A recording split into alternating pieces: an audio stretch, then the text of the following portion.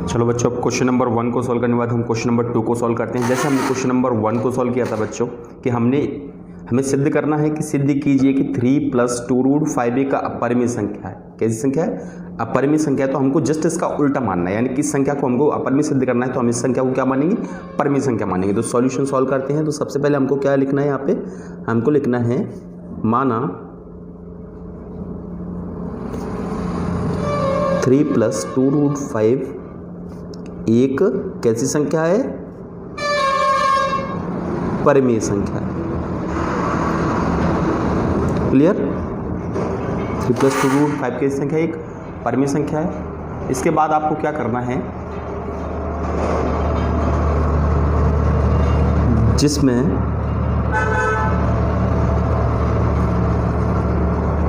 P और Q दो सह अभाज्य पूर्णांक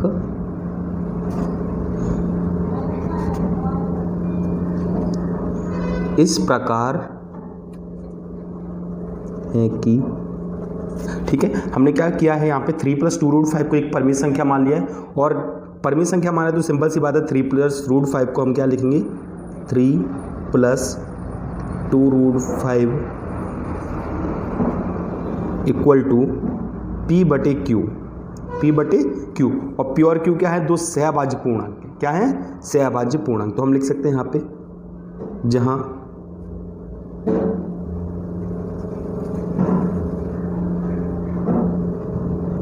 P और Q सहअभाज्य पूर्णांक हैं। सहअभाज्य पूर्णांक हैं।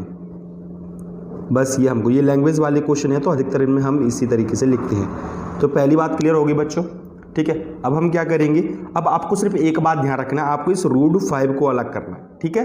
√5 को क्या करना है? अलग करना है। जितने भी इस टाइप के क्वेश्चन है 3 + 2√5, ठीक है, और भी है 7√5, 1/√2, उन सभी में आपको रूट वाली संख्या को अलग करना है, ठीक है। तो ये रूट वाली संख्या को हमको सेपरेट करने के लिए क्या करना पड़ेगा? ये 3 है, इस 3 को हटाना पड़ेगा। तो ये 3 कहाँ चला जाएगा? इस साइड चला जाएगा। तो हम लिखेंगे यहाँ पे 2√5 = P/Q, और ये 3 प्लस का है और बराबर किस साइड जाएगा? तो किसका हो जाएगा? माइनस का 3 हो जाएगा। क्लियर हुआ बच्चों यहाँ तक? ठीक है, पहला काम हमने कर दिया, इसको हटा दिया। तो अब क्या करेंगे? 2√5, ठीक है, बराबर।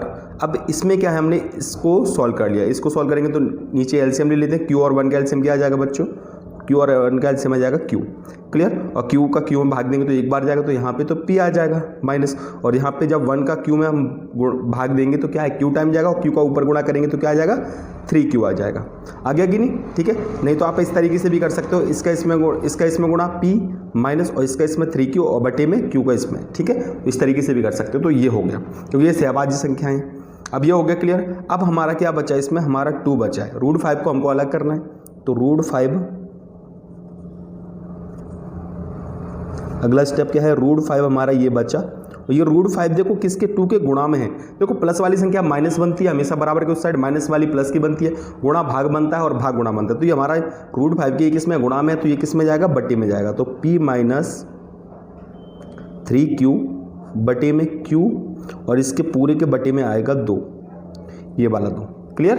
ये जो 2 है वो यहाँ पहुँच गया। यहाँ तक हमको समझ में आ गया। अब क्या करेंगे बच्चों? अब इसको थोड़ा सा सॉल्व कर लेते हैं। इसको सॉल्व करने के लिए बटे में क्या मान लेंगे? 1 मान लेंगे। और गुणा किस तरीके से होता है? ये देखिए इस तरीके से होता है, ठीक है। तो ऊपर गुणा करेंगे तो क्या आ जाएगा बच्चों? तो आ जाएगा √5 = ऊपर गुणा करेंगे तो P - 3Q वैसा का वैसा ही आ जाएगा, ठीक है। और बटे में 2 का 1 में इसमें गुणा करेंगे, 2 का इसमें Q में गुणा करेंगे तो क्या आ जाएगा? 2Q आ जाएगा। क्लियर हुआ? ये 2Q आ गया। अब क्या करना है? यहाँ पे देखिए, अब ये √5 अलग हो गया। अब हम यहाँ पे देखेंगे, इस संख्या को आपको देखना है बस यहीं पे, ठीक है। तो यहाँ पे देखिए P आपका कैसा है? पूर्णांक है। Q भी क्या है? एक पूर्णांक है। और Q भी क्या है? एक पूर्णांक है। तो ये पूरी संख्या पूर्णांक है। अगर ये पूर्णांक है यानी कुछ ना कुछ नंबर है, 0 नहीं है, तो इसका मतलब ये वाली संख्या कैसी होगी? परिमेय होगी। तो हम यहाँ पे लिखेंगे, क्या लिखेंगे बच्चों? कि P और Q पूर्णांक है। P और Q कैसे पूर्णांक है? अतः इसका मतलब क्या होगा, अतः p माइनस 3q बटे में 2q, ये जो नंबर है पूरा, ये जो पूरा नंबर है, ये वाला, ये जो नंबर आपको दिख रहा है, ये नंबर क्या है, एक परिमेय संख्या है। क्या संख्या है? एक परिमेय संख्या है। ये बात, बस ये बात लिखनी। अगर ये बच्चों ये परिमेय संख्या है, ये परिमेय संख्या है, तो ये वाली संख्या इसके बराबर है। ये जो पूरी संख्या जो है ना, ये p माइनस 3q बटे 2q, ये किसके बराबर है? इसके बराबर। अगर ये वाली संख्या परिमेय संख्या है तो इसका मतलब √5 भी क्या होगा, परिमेय संख्या होगा कि नहीं? तो √5 भी क्या है, एक। इसका मतलब तो ये हो गया कि √5 एक परिमेय संख्या है। अब आप ये बताइए, जो √5 है, एक जो है, जो √5 है वो परिमेय संख्या है क्या? नहीं है ना, जो कि क्या है, गलत है। तो ये क्यों हुआ है? क्योंकि हमने क्या किया है, हमने एक अपरिमेय संख्या को पहले ही क्या मान लिया बच्चों, एक परिमेय संख्या मान ली, इसलिए हमारे साथ ऐसा हुआ है। ठीक है, तो हम बोलेंगे, क्या बोलेंगे यहाँ पे, हम बोलेंगे इसको और सॉल्व करने के लिए लिखेंगे नीचे, यह है, ऐसा क्यों हुआ है, ये गलत क्यों आया है, यह हमारी गलत परिकल्पना के कारण हुआ है। ठीक है, अतः क्या यहां पे लिखेंगे, 3 +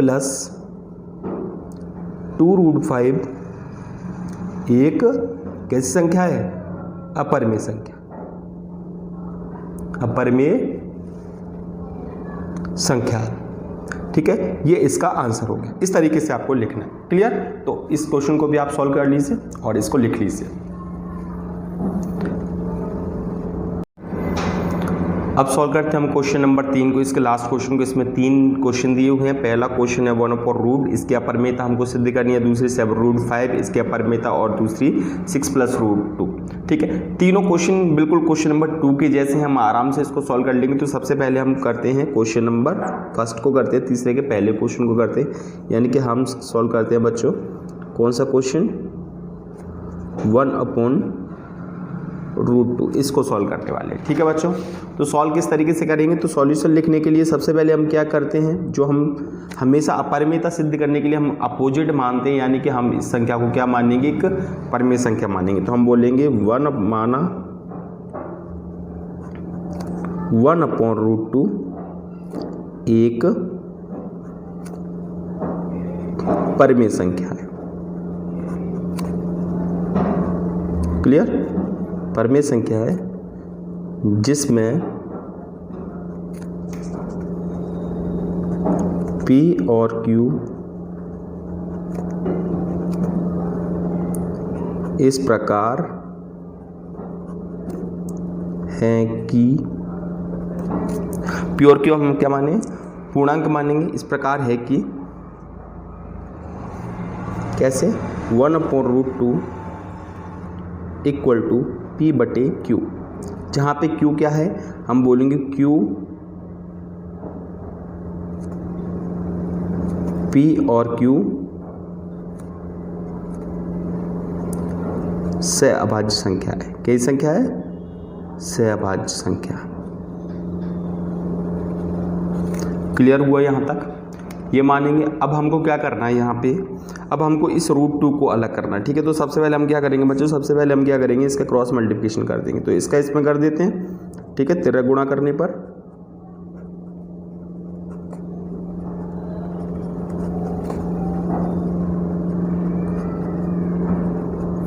तो 13 गुणा कर दे तो यहाँ पे आ जाएगा √2p। ठीक है, और Q का गुणा करेंगे तो Q आ जाएगा। क्लियर? और इस √2 को हमको अलग करना है, तो √2 बराबर क्या आ गया, Q/P, ये आ गया। अब Q/P आ गया। अब हमको पता है कि ये P और ये Q क्या है, पूर्णांक है। तो हम बोलेंगे P और Q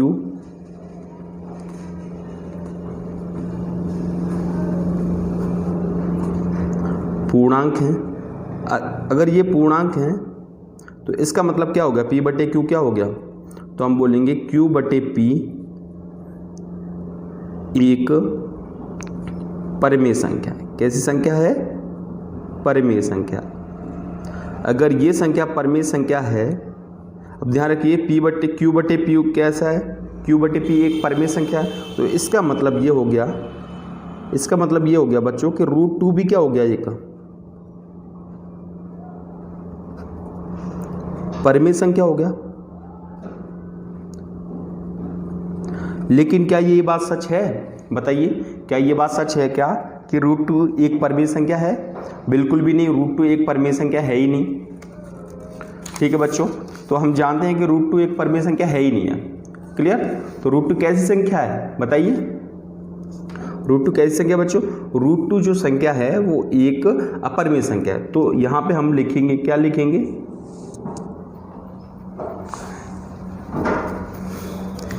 यह है इस तथ्य का विरोधाभास है कि √2 एक अपरिमेय संख्या है। विरोध कर रहा है कि नहीं? ठीक है, ऐसा क्यों हुआ है? यह हमारी गलत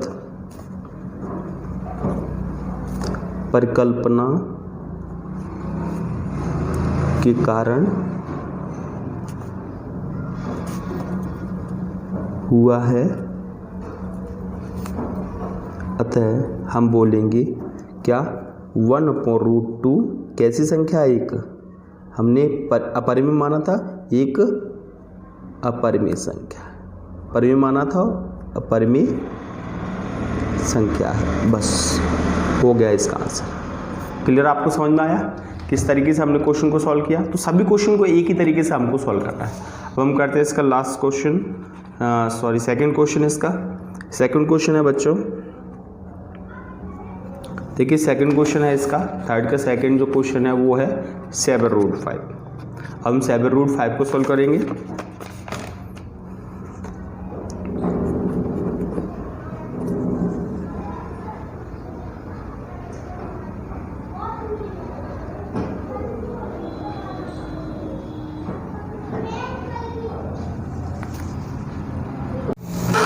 अब क्वेश्चन नंबर 2 को सॉल्व करते हैं। क्वेश्चन नंबर 2 है यहाँ पे 7√5। आपको ये प्रूव करना है कि 7√5 कैसी संख्या है, एक अपरिमेय संख्या है। तो सेम टू सेम हमको उसी टाइप से ये क्वेश्चन को सॉल्व करना है।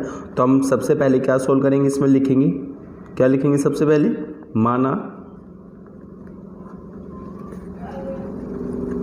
7√5 एक परिमेय संख्या है। वही लिखना है सेम जो सभी में लिख रहे हैं हम लोग, परिमेय संख्या है।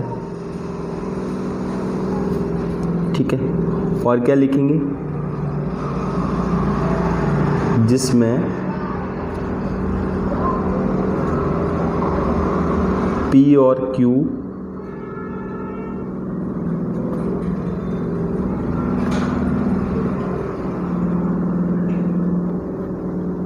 सहभाज्य पूर्णांक इस प्रकार है कि, किस प्रकार है कि, यहाँ पर हम लिखेंगे 7√5 इक्वल टू क्या हो गया, P/Q। ठीक है, P और Q हमको पता है कि P और Q क्या है, सहभाज्य संख्या है। सबसे पहला काम हमको वही करना है जो हमने पहले आपको बताया, √5 को हमको सिंगल करना है। ठीक है बच्चों, ध्यान रखना है, √5 को क्या करना है, सिंगल करना। तो √5 को सिंगल करने के लिए 7 हमको यहाँ बटे में पहुँचाना पड़ेगा। तो यहाँ पे क्या आ जाएगा, √5 यहाँ पे आ जाएगा, और ये P/Q वैसा का वैसा ही, और ये P/Q ये बटे में आएगा, इसके बटे में तो क्या आ जाएगा, ये 7 आ जाएगा। क्लियर हो गया यहाँ तक? ठीक है, 7 हो गया। इसके बटे में क्या आएगा, 1 आएगा। अब हम इसको पहुंचा देंगे, तो यहाँ पे क्या बनेगा, ये √5। देखिए गुणा कैसे होता है, यहाँ पे अंदर का अंदर होता है और बाहर का बाहर, तो बाहर का बाहर गुणा करेंगे तो क्या बचेगा बच्चों, यहाँ पे P। ठीक है, और जो नीचे क्या आ जाएगा, 7 का Q में गुणा होगा तो आ जाएगा 7Q। क्लियर, 7Q आ गया। अब हमको क्या करना है, ये 7Q आ गया है।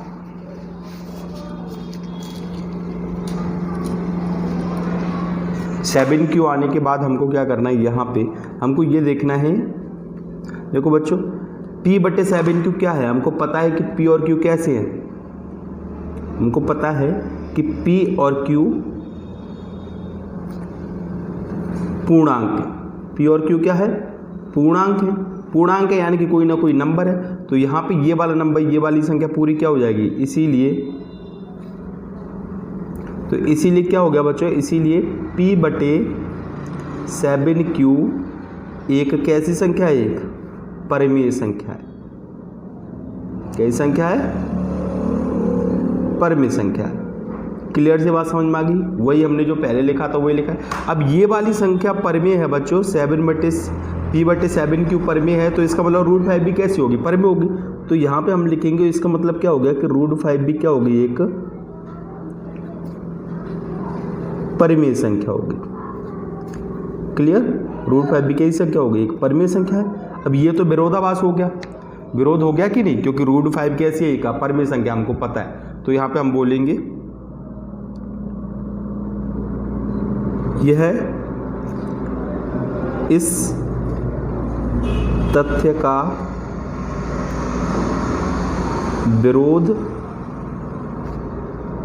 विरोधाभास है।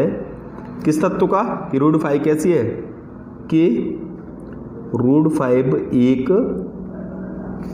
अपरिमेय संख्या है। कैसी संख्या है, अपरिमेय संख्या है। तो ऐसा हुआ क्यों है बच्चों, तो ये हुआ है हमारी गलत अपरद। ठीक है, तो ये बोलेंगे हम यहाँ पे, ये है हमारी गलत परिकल्पना के कारण हुआ है। क्लियर, ये क्यों हुआ है, हमारी गलत परिकल्पना के कारण। अतः बस लैंग्वेज आप कुछ नहीं है। अतः क्या है यहाँ पे, 7√5 कैसी संख्या है बच्चों, एक परिमेय संख्या नहीं है, अपरिमेय संख्या।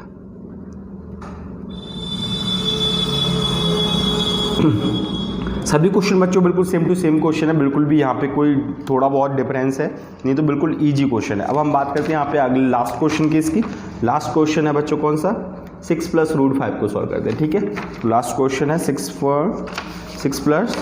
√5, इसको सॉल्व करते हैं। तो नोट कर लीजिए आप इसको,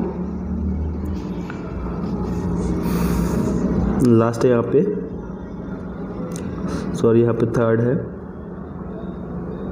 इसका नाम है क्या, 6 + √5। बिल्कुल वही काम करना जो हमने पहले किया था। क्या करेंगे बच्चों, सबसे पहले हम क्या बोलेंगे यहाँ सॉल्यूशन में, माना 6 + √5 कैसी संख्या है, एक परिमेय संख्या है, जिसमें P और Q से अभाज्य संख्या इस प्रकार है कि, किस तरीके से है, 6 + √5 को हम क्या लिखेंगे, 6 + √5 = क्या हो जाएगा बच्चों, P/Q।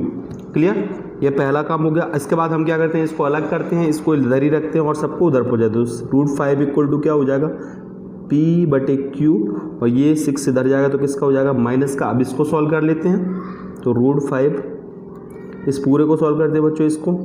इसको कैसे सॉल्व करेंगे, ये एक भिन्न है तो बटे में 1 मान लेते हैं। ठीक है, Q और 1 का एलसीएम क्या आएगा, Q आएगा।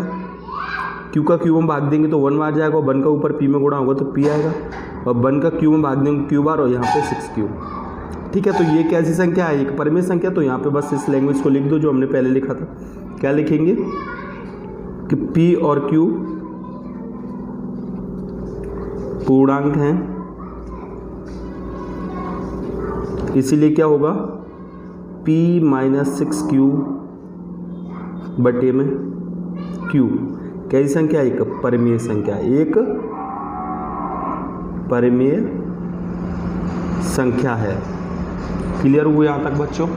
एक परमेय संख्या, अगर ये परमेय संख्या है इसका मतलब क्या, और पी ओ क्यू परमेय संख्या है इसका मतलब क्या हुआ? इसका मतलब बच्चों ये हुआ कि ये जो रूट 5 है इसका मतलब ये हुआ बच्चों कि ये जो रूट 5 है वो भी क्या है, एक परमेय संख्या है। सभी क्वेश्चन बिल्कुल सेम टू सेम परमेय संख्या है। अगर ये परमेय संख्या है तो ये क्या बोलेंगे हम यहाँ पे, ये है इस तथ्य का विरोधाभास है कि रूट 5 एक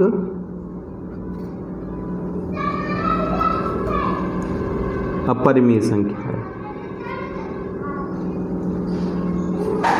अब ये क्यों हुआ है, यह है, तो क्या लिखना है, यह इस तथ्य का विरोधाभास है कि रूट 5 एक अपरिमेय संख्या हमारी गलत अवधारणा के कारण हुआ है। अतः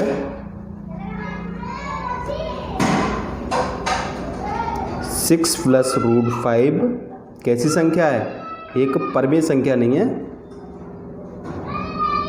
अपरिमेय संख्या।